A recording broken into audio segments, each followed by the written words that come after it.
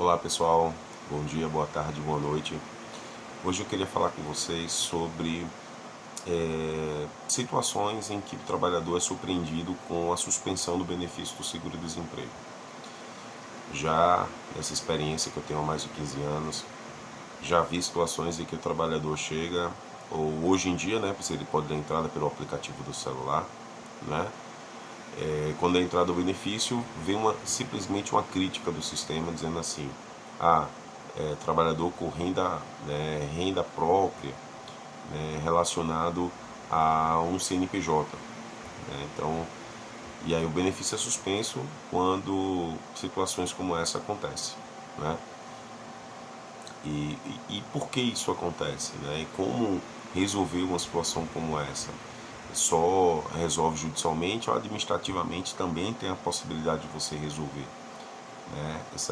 essa pendência e tal. Olha, primeiro de antemão eu te falo o seguinte: toda vez que o sistema do seguro-desemprego ele identifica que o teu CPF estiver vinculado a um CNPJ, seja esse CNPJ de uma empresa, né, uma sociedade empresária, uma empresa individual, ou seja uma entidade sem fim lucrativo, como uma igreja, um sindicato, uma associação, toda vez que o CPF estiver vinculado a esse CNPJ, o benefício ele vai ser suspenso naturalmente. E aí você tem a possibilidade de você entrar com recurso administrativo e você explicar a sua real situação relacionada a esse CNPJ. Se for uma empresa, uma sociedade empresária, uma empresa individual, tem um caminho a seguir. Né? Se for uma entidade sem fim lucrativo, também tem outro caminho a seguir. Agora, de antemão, eu digo que houve uma mudança de entendimento, acredito que de 2019 para cá, que uma situação de um CNPJ de MEI, aquele microempreendedor individual, antes impedia de receber o seguro-desemprego se você tivesse um MEI. Depois de 2019, houve a mudança, né, de entendimento e passou-se a permitir que mesmo que o trabalhador seja MEI, ele possa receber o seguro-desemprego. Né? Hoje não tem esse impedimento. Antigamente tinha, pessoal. Se você era notificado, e aí a gente pode dizer anteriormente a 2018, a 2019, melhor dizendo, se o benefício fosse bloqueado porque o CPF do trabalhador estava vinculado a um CNPJ tipo MEI, o trabalhador ele tinha que, na verdade, cancelar esse MEI para poder receber ou voltar a receber o seguro-desemprego. Né? É isso que acontecia antigamente. Né?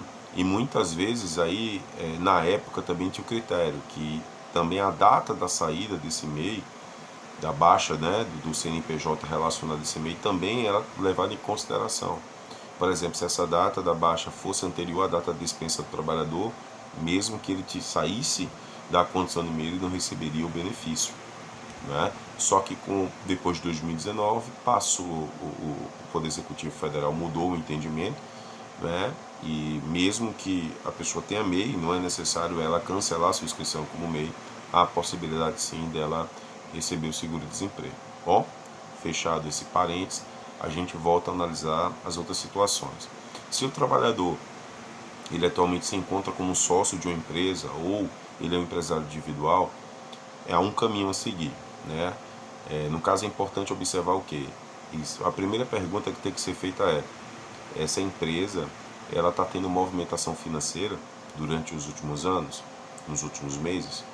Né? Porque se ela tiver, é uma situação que você precisa fazer para poder receber o benefício do seguro-desemprego. Se ela não tiver, é uma outra situação também. Né? Porque no caso, se ela está tendo movimentação financeira, a saída possível é ou da baixa nesse CNPJ, né? Ou dessa empresa, ou o trabalhador sai do quadro societário dessa empresa, ou na verdade, se for empresário individual, ele sai da titularidade dessa empresa individual. Isso como condição dele receber ou voltar a receber o benefício. Né?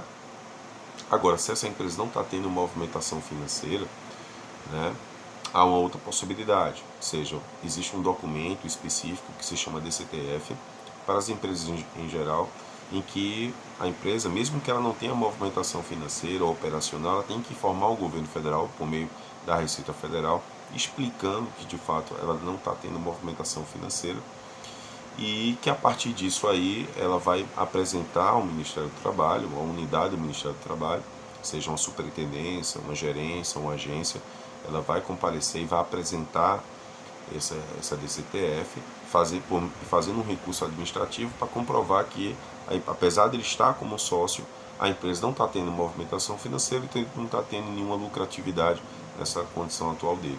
E aí o benefício com certeza vai ser liberado, certo? Agora, se uma outra possibilidade é, se essa empresa não está tendo movimentação financeira, a possibilidade desse trabalhador também sair do quadro societário para ser substituído por outro, né?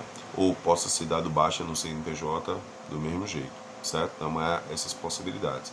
Agora, o que eu acho interessante é a mudança de entendimento, né, do Ministério do Trabalho nos últimos anos referente a isso, porque antigamente, acho que mais ou menos, acho que antes de 2020, se observava muito a data da saída do trabalhador da condição de sócio, porque se essa data da saída fosse, por exemplo, posterior à data de dispensa do empregado, ele, mesmo ele saindo, não receberia o benefício.